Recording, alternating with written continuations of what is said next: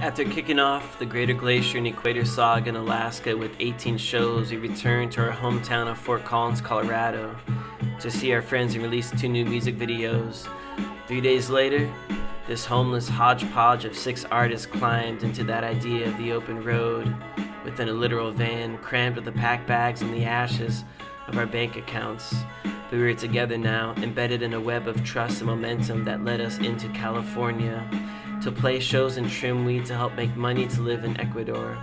We drove west, openly confessed everything from our fears to dreams to fears, and to hear them all seemed to bring our seams into a tighter knot. But we were missing Liz. Our violin ascension had to stay back due to medical prevention. Hence, when she called to say everything was okay, we knew that she'd meet us at the equator in a few days. We kept moving along the way to Nevada City, CA, to stay with our friend Sean and play a show at Cooper's. And after a day of swimming in the Yuba, cooling off in pools of blue, moving through hoops to prove our scissors can swoop with the best of them, we got hired to trim, working in a shed by day. At night it was upper echelon, with supper and long conversations with each other, and my aunt and uncle would smother us in comfort. For people living on the road with no bed, the warmth of family and friends could defeat the sheets instead. We left after 5 days of work and celebrated Nick's birthday with cannonballs and margaritas, as we started to see the parting of seas of us parting to Quito. But first we played a Halloween show with our good friend, band artist Taylor Gallegos.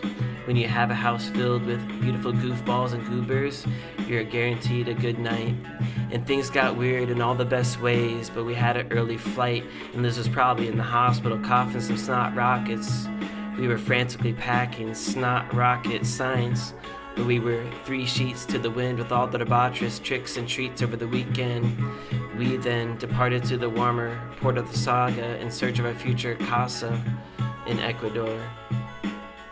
After traveling for 20 hours, we finally reached Quito, and a few hours later we had our first meal to taste the Equator grub. We went to the bus terminal to ride down to Manta to meet our friend and soul connection to Ecuador, Garrett. But first we had to drive down 10,000 feet to the coast, venturing through jungle slums and some of the most beautiful towns. We were gringos without lingo. We felt a cachet of tan faces engraved onto the language we hardly knew. We were somewhere else. Other than the previous this, we had finally reached that which we were prepared and more than open for. We met Garrett and Manta, who put us up in a penthouse beacon. We had traveled here, not on vacation, but as a place to escape into and produce through the new muses unseen back home. We loaded up his truck the next day and made our way to Montanita to meet some of his friends who became liaisons, who had leads on some local houses. Chincho is a jack of all trades who allowed us to lay in his hostel rooms to rest our sandy heads and clog logistics of finding a home in a place you've never been. And then our friends Garrett and Mariuxi came through to carry us into the town for karaoke to meet local musicians and bar owners. And of course it turned out pretty great. As we were asked to hop up on stage and play a song with live instruments for the club, the crowd response was great, and we ended up booking our first show for the next Friday. Yeah! So with our first official show on the calendar, we turned our attention back towards the house hunting now that a few more options were on the table. One of which was a jungle ceremonial retreat compound equipped with the ayahuasca hut to trip and trance and dance with the whispers of an infinite jest. As we thought we were going to close that deal, a few houses on the beach opened up, so we thought it could be tight like a cobra clutch, with a magical space to shoulder us as we compose and such, totally in love with this ocean lust.